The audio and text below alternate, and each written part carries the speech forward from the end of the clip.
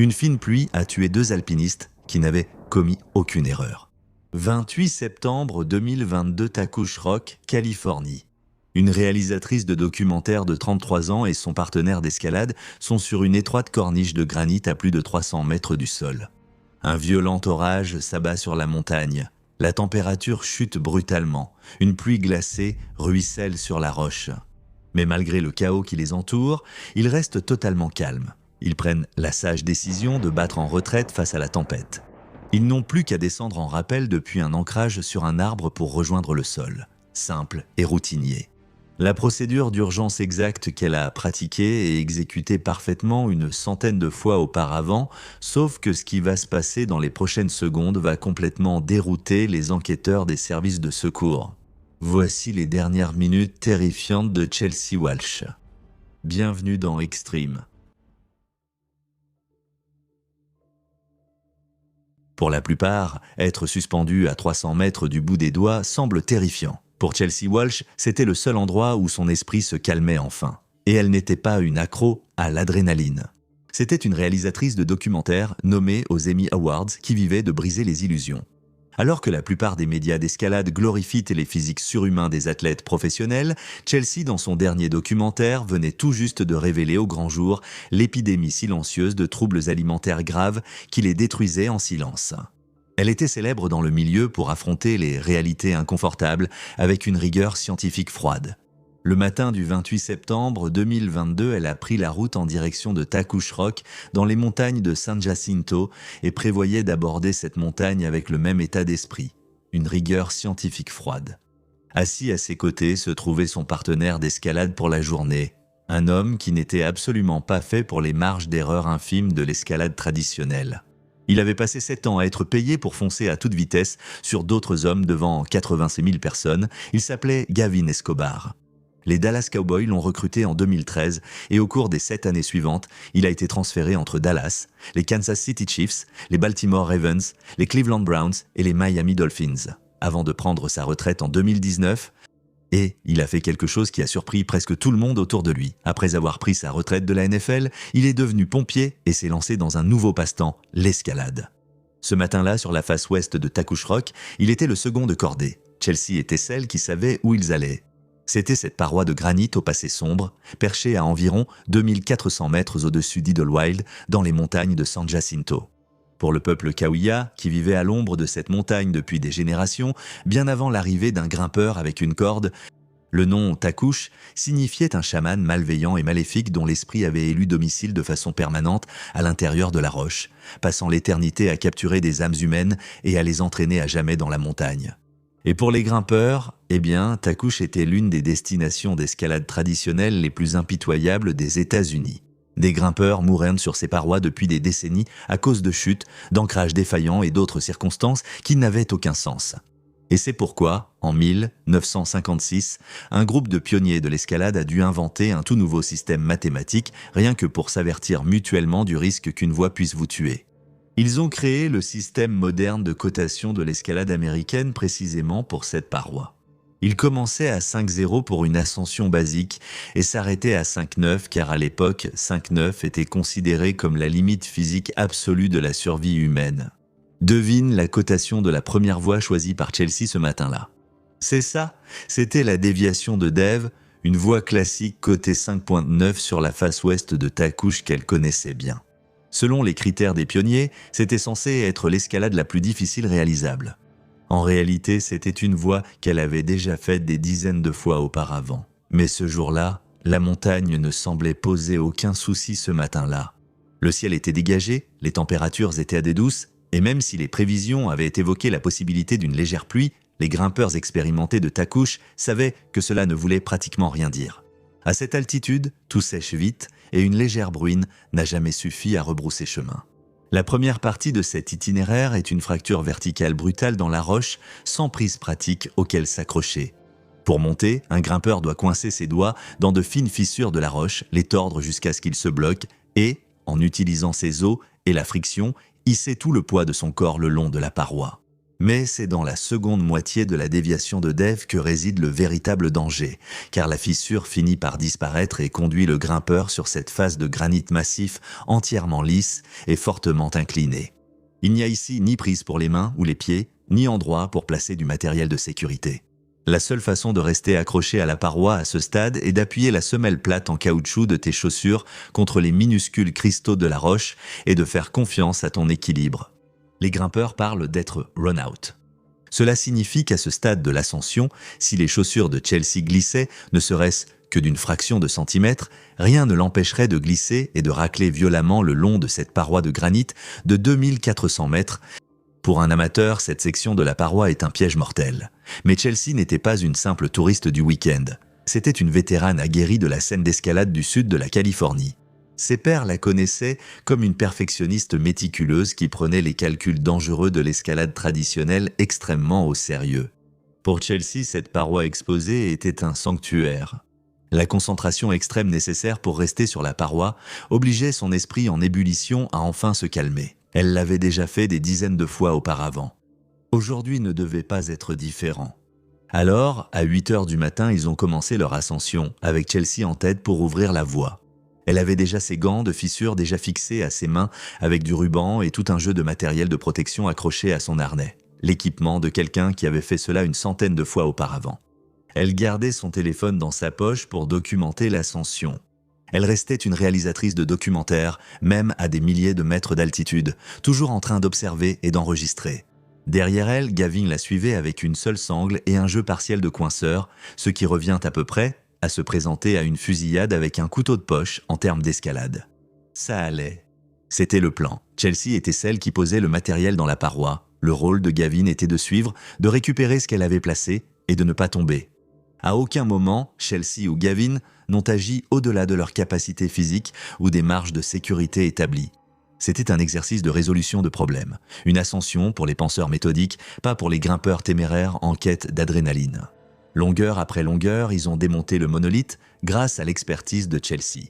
Elle avançait avec le rythme calme et méthodique d'une vétérane. Quand elle atteignait les fractures verticales, elle coinçait ses doigts bandés dans le granit, les verrouillait en place puis tirait. Tous les quelques mètres, elle s'arrêtait, plaçait un équipement de sécurité dans une fissure et passait la corde dans un mousqueton tout en continuant à monter. Et 60 pieds plus bas, Gavin la suivait. Il utilisait son immense carrure de 115 kg pour franchir les passages difficiles, retirer soigneusement l'équipement de protection comme il l'avait de prévu et l'accrocher proprement à son propre harnais car ils en auraient de besoin pour la descente. À 10h30, ils avaient déjà terminé les sections les plus difficiles physiquement de l'ascension. À ce moment-là, ils se trouvaient sur une étroite corniche rocheuse près du sommet de la voie appelée Pine Tree Lodge. Sur leur gauche, un autre groupe de grimpeurs progressait péniblement sur une voie adjacente bien plus difficile appelée Super Pooper qui, soit dit en passant, est un vrai nom donné par de vrais grimpeurs à une vraie voie côté 510B. Les parois de granit de Toquish forment un amphithéâtre naturel, faisant rebondir le son sur la falaise et donnant l'impression que les grimpeurs lointains sont plus proches qu'en réalité. Ainsi, le groupe sur Super Pooper, qui progressait difficilement dans les longueurs supérieures sur la gauche, pouvait entendre Chelsea et Gavin très clairement sans même faire d'effort. Lorsqu'ils se sont arrêtés pour se reposer, ils se rappelaient avoir entendu résonner sur la paroi, depuis la position de Chelsea et Gavin, des bavardages et des rires. Ils ne faisaient pas que survivre à cette ascension, ils l'appréciaient. Ils n'étaient pas perdus, ne se disputèrent pas sur la route, et je doute qu'ils riraient s'ils étaient vraiment épuisés. Chaque manœuvre technique avait été exécutée sans faute. Ils évoluaient parfaitement dans leurs limites, baignés par le soleil de la fin de matinée. Ils n'avaient aucune idée que des ennuis se profilaient à l'horizon. À exactement 11h42 ce matin-là, d'autres alpinistes, sur la face et du Takush, prenaient des photos, alors que de sombres nuages commençaient à arriver. Ces photos montrèrent des nuages à l'horizon qui n'avaient aucune intention de passer calmement au-dessus de leur tête. Voyez-vous, Takush Rock se trouve juste au-dessus d'une vallée désertique chaude et à la fin de l'été, lorsque cet air chaud du désert frappe les parois abruptes de granit, de 2400 mètres la montagne agit comme une immense rampe en béton. L'air chaud est violemment propulsé vers le haut et lorsqu'il s'élève sur plus d'1 millier de mètres dans l'atmosphère glaciale d'altitude, il se refroidit et se condense instantanément. Ce processus s'accumule rapidement et transforme l'humidité invisible de la pluie en une énorme cellule orageuse isolée juste au-dessus du sommet en quelques heures. Pour les météorologues, il s'agit d'un soulèvement orographique. Pour Chelsea et Gavin, cela signifiait d'abord une bruine qui tapotait leur casque, à peine digne d'être mentionnée. Puis, les choses se sont aggravées, car à midi, la tempête a frappé, et ce n'était pas la petite quantité de pluie annoncée par la météo. À la place, ce qui est arrivé à midi, c'était une véritable bourrasque de montagnes violentes qui a frappé la face ouest sans avertissement et a transformé l'environnement en quelques secondes. La température a chuté aussitôt. Le tonnerre a éclaté si fort qu'il semblait tangible, résonnant et se multipliant sur le granit, au point que ce n'était plus de la météo, mais comme si on était dans une enceinte. De la petite grêle tambourinait sur leur casque, et la pluie ne tombait pas, elle se déversait littéralement, coulant en véritable ruisseau le long de la paroi rocheuse, inondant les fissures. Chelsea avait coincé ses doigts dans les fissures le matin, et maintenant l'eau coulait sur la dalle où elle avait avancé grâce à ses semelles en caoutchouc 45 minutes plus tôt. Voici ce qui arrive au granit pendant un orage. Par temps sec, les cristaux microscopiques et à la surface de la roche créent juste assez de texture pour que le caoutchouc d'escalade adhère. Ce n'est pas grand-chose, juste une fraction de friction, mais c'est suffisant. En fait, tout le sport de l'escalade traditionnelle repose sur cette fraction de friction. Mais lorsque la pluie détrempe le granit, cette fraction disparaît. La roche devient presque du verre vertical, et les chaussures de Chelsea, qui adhéraient parfaitement à la dalle d'adhérence 2 heures plus tôt, n'avaient plus aucune prise sur la paroi, comme des chaussettes sur le carrelage d'une salle de bain. À midi ce jour-là, Chelsea et Gavin étaient complètement à l'arrêt. Ils avaient terminé Dave's déviation et grimpèrent vers une voie plus haute appelée Upper Royals Arch lorsque la bourrasque est arrivée. Grimper plus haut n'était pas une option. La possibilité d'être frappé par la foudre, simplement parce qu'ils étaient 2 personnes reliées par une corde métallique sur une arête de granit exposée à 2400 mètres d'altitude, rendait cela impossible. Il ne restait qu'une façon de descendre cette paroi, et Chelsea la connaissait parfaitement. Ça s'appelle un repli, ce qui est en fait juste un terme d'escalade pour désigner une retraite forcée en descendant en rappel le long d'une falaise. C'est une procédure standard que les grimpeurs expérimentés pratiquent, préparent et exécutent lorsque la situation l'exige. Chelsea avait déjà dû battre en retraite. Après tout, c'était une grimpeuse chevronnée. Elle connaissait les étapes exactes, alors elle a commencé à avancer dans la tempête vers le point d'ancrage le plus proche, plus bas, sur la corniche du Pin. Cette même étroite corniche rocheuse où il riait, 20 minutes plus tôt, était maintenant une plateforme froide et détrempée au milieu d'un orage. La température avait tellement chuté que l'eau qui ruisselait sur la paroi rocheuse était presque glacée.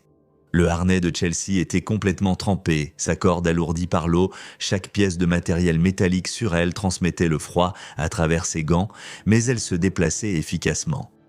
C'était la version de Chelsea Walsh qui affrontait les réalités inconfortables avec une rigueur scientifique froide. Sur la corniche, attachée autour du pin, il y avait une boucle de sangle en nylon. Ce n'est pas inhabituel.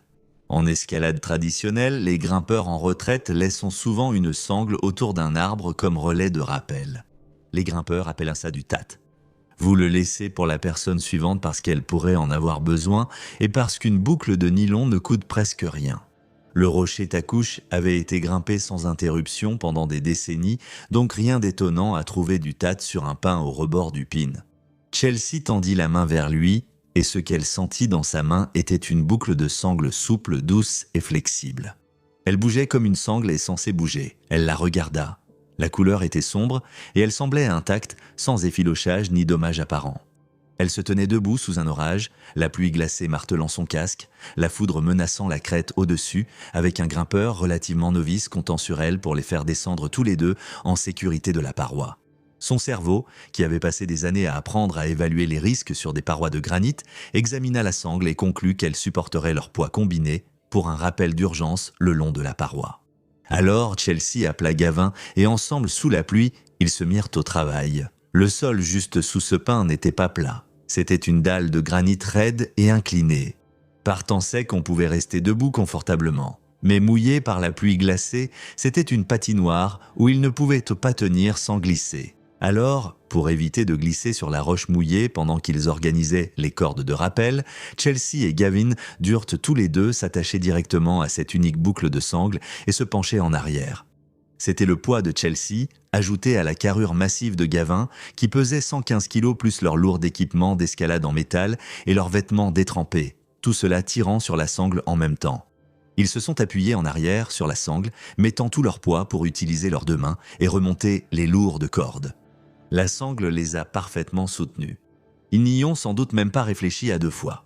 Une sangle d'escalade standard est fabriquée en polyamide 6, un matériau conçu pour résister à près de 2300 kg de force. Et cela correspond au choc cinétique violent d'un humain en chute libre, pas à la force statique douce qu'ils exerçaient dessus. Elle ne devrait même pas broncher sous leur poids.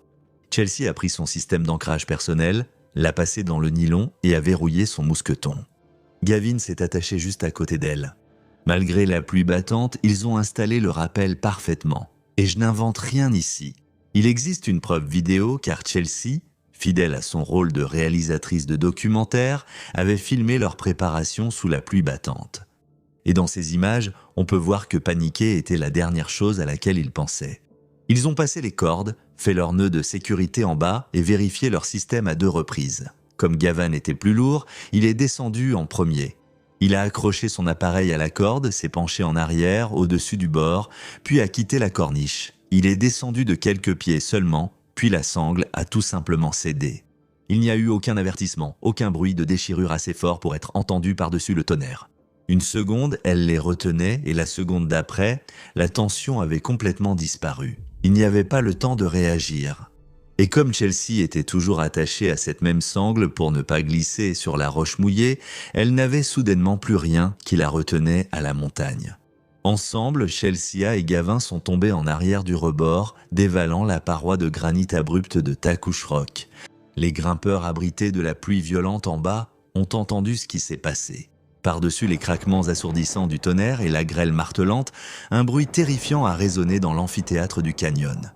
Pour les grimpeurs sur les voies voisines, cela ressemblait à un énorme éboulement dévalant la montagne. Puis, le silence. Les grimpeurs ont immédiatement appelé à l'aide, mais lorsqu'un appel au 911 est lancé pour un sauvetage en montagne, la réponse est rarement immédiate. On ne peut pas simplement conduire une ambulance au pied d'une falaise de granit de 2400 mètres et il est certain qu'on ne peut pas non plus faire voler un hélicoptère de secours en plein milieu d'un orage violent rempli d'éclairs. L'unité de secours en montagne de Riverside et Cal Fire ont dû agir de façon difficile. Les équipes au sol se sont mobilisées et ont grimpé à pied sous la pluie glaciale jusqu'à la base de la face ouest. Cela a pris pas mal de temps, et quand l'équipe de secours a finalement atteint le bas de la paroi, il n'y avait plus rien à secourir. Les calculs pour une chute de plusieurs centaines de pieds sur des blocs de granit acérés ne laissent aucune place à la chance ou au miracle de dernière minute. Chelsea et Gavin avaient tous deux subi des blessures catastrophiques lors de la chute et ils ont été déclarés morts sur place. Petit détour, chaque mois, une histoire ne paraît jamais sur YouTube. C'est là si ça vous intéresse. Patreon, lien ci-dessous. Alors, où en étions-nous ? En faisant mes recherches, une chose n'avait aucun sens pour moi. Voyez-vous, lorsque les témoins sur la voie Super Pooper ont appelé le 911 à 12h17, ils ont décrit ce qu'ils avaient entendu comme un énorme éboulement de rochers dévalant la montagne. Pas un accident d'escalade ou 2 personnes qui tombent, un éboulement de rochers. Et lorsque les premiers intervenants sont arrivés au pied de la paroi et ont vu le champ de débris, ils ont tout de suite compris pourquoi. Parce qu'au milieu du matériel éparpillé et du casque brisé, au fond du ravin, se trouvait un rocher de la taille de la moitié d'un réfrigérateur. Et la question évidente, la question que chaque premier intervenant sur les lieux se posait, était de savoir si ce rocher avait frappé Chelsea et Gavin sur la corniche avant leur chute. Parce que si un rocher de cette taille vous frappait alors que vous étiez debout sur une étroite corniche de granit pendant un orage, le résultat serait exactement celui-ci. Cela expliquerait tout. La nature catastrophique de la chute, le champ de débris, la façon dont cela a été perçu par les témoins de l'autre côté de la paroi, cela aurait été un accident terrible mais simple. Sauf que lorsque l'équipe technique d'escalade a gravi la roche mouillée jusqu'à la corniche du Pin pour examiner le site d'ancrage, ils n'ont rien trouvé. Aucune trace d'impact ni de dommage sur l'arbre ou la sangle. Aucune preuve qu'un rocher ait touché quoi que ce soit sur cette corniche avant la chute. Ce n'est pas le rocher qui les avait fait tomber, c'est plutôt la chute qui avait délogé le rocher. Un bloc de granit de plusieurs centaines de livres, délogé par la tension soudaine de la corde et le poids de 2 corps humains passant par-dessus le bord, les avait simplement suivis dans leur chute. Si la chute de Pierre ne l'a pas causée, qu'est-ce qu'il a fait? Le RMRU a ensuite examiné l'équipement personnel. Et c'est là que ça devient vraiment étrange. Car en examinant l'équipement de 2 personnes tombées de plusieurs centaines de pieds d'un mur de granit, on s'attend à trouver l'erreur. Un mousqueton mal accroché, un mousqueton non verrouillé ou un nœud mal fait sous la pression d'un orage, quelque chose. Le matériel signale généralement les dysfonctionnements, mais le mousqueton de Chelsea était totalement verrouillé. Les nœuds d'arrêt en 8 de Gavin étaient de bien faits aux 2 bouts de la corde. Tout ce qu'ils avaient fait sur cette vire, au milieu d'un orage glacial, était correct. Les enquêteurs du RMRU ont examiné chaque pièce d'équipement récupérée et n'ont trouvé aucune erreur dans leur propre montage. Zéro. La seule chose qui restait, c'était cette boucle unique de sangles en nylon encore attachée à leur système d'ancrage. Mais pour les enquêteurs, c'était la partie inexplicable. La sangle en nylon ne casse pas juste parce que 2 personnes s'y appuient. Rappelez-vous, elle est conçue pour supporter près de 2250 kg. Qu'elle casse, comme un lacet bon marché, n'avait aucun sens physiquement. Le mystère s'accentua quand les enquêteurs retrouvèrent le téléphone de Chelsea dans les décombres. Dessus, ils ont trouvé une vidéo enregistrée juste avant la chute. Elle montrait Chelsea et Gavin sur Pine Tree Ledge sous une pluie battante. Ils ne se disputaient pas et ne paniquaient pas. Ils ne se précipitaient pas pour descendre de la montagne. Ils étaient calmes, méthodiques et préparaient leur descente exactement comme ils avaient appris à le faire. Alors, pour comprendre comment une retraite parfaitement exécutée s'est transformée en double fatalité, les enquêteurs ont emmené la sangle cassée dans un laboratoire. Ils l'ont fixée à une machine pour tester sa résistance à la rupture. Rappelez-vous, une boucle standard de ce matériau doit supporter environ 2270 kg. Mais lors du test officiel de traction, la sangle a cédé à exactement 260 kg. C'était à peine suffisant pour supporter le poids statique de Chelsea, Gavin et de leur équipement mouillé.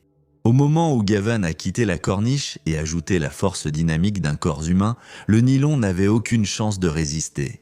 Malgré toute leur planification parfaite et méticuleuse, leur destin était scellé mathématiquement et scientifiquement. Pourquoi la corde a-t-elle cédé et Chelsea n'a-t-elle pas vu qu'elle était abîmée? La réponse est que la sangle en nylon a un ennemi naturel qui n'a rien à voir avec le poids ou la force. C'est le soleil. Chaque heure que le nylon passe exposé à la lumière du soleil en haute altitude, les rayons ultraviolets là-haut dégradent les chaînes de polymères qui donnent au matériau sa résistance. Ce procédé n'entraîne ni effilochage ni déchirure apparente. À la place, le soleil décolore lentement la couleur et cuit le tissu jusqu'à ce que la sangle perde silencieusement sa capacité à retenir quoi que ce soit. Et comme Pine Tree Ledge se trouve au-dessus de l'une des voies de descente les moins fréquentées de Tackwish Rock, les grimpeurs locaux connaissant la région estimaient que les sangles laissées sur les arbres à cet endroit pouvaient rester complètement intactes, non inspectées et non remplacées pendant jusqu'à une décennie. Imaginez une décennie de soleil californien à 2400 mètres d'altitude sur un morceau de corde qui sert à peine. Lorsque les enquêteurs ont examiné la sangle de près dans l'environnement sec et contrôlé d'un laboratoire, ils ont constaté qu'elle était clairement pâle et cassante. Par une journée normale et dégagée, une grimpeuse chevronnée comme Chelsea aurait attrapé ce nylon rigide et aurait su immédiatement que quelque chose n'allait pas. Mais c'est là que l'histoire devient vraiment cruelle. La même tempête qui a empêché Chelsea et Gavin de continuer à grimper est celle-là même qui a rendu ce morceau de sangle en train de céder rassurant dans les mains de Chelsea. Parce que l'eau fait 2 choses précises au nylon gravement dégradé par les UV. Premièrement, elle assouplit les fibres cassantes, donc la rigidité qui aurait semblé immédiatement anormale à sec a complètement disparu. Cette sangle, censée ressembler à de la vieille craie, paraissait neuve entre les mains de Chelsea. Deuxièmement, l'eau assombrit le matériau. Donc, le gris pâle et décoloré qui trahissait des années de dommages causés par les UV au laboratoire était complètement masqué par la pluie. Chelsea a confié sa vie à un équipement qui ne fonctionnait qu'à 11% de sa résistance d'origine et a ressenti quelque chose qui semblait sûr. Elle n'était ni négligente ni imprudente. C'était une grimpeuse expérimentée qui a fait une évaluation rapide pendant un orage en utilisant les informations dont elle disposait. La tempête avait simplement rendu les informations erronées. Chelsea Walsh a tout fait parfaitement bien et est quand même tombée du ciel à cause d'un morceau de nylon pourri caché en pleine vue. Mais que se passe-t-il Lorsque l'une des plus grandes légendes de l'escalade de l'histoire effectue un rappel sans faute, verrouille chaque mousqueton et tombe quand même vers la mort. Pas à cause d'un piège laissé sur la montagne, mais à cause d'un équipement défectueux qu'il portait sur lui depuis des années. Cette prochaine vidéo est entièrement consacrée aux dernières minutes terrifiantes de Todd Skinner.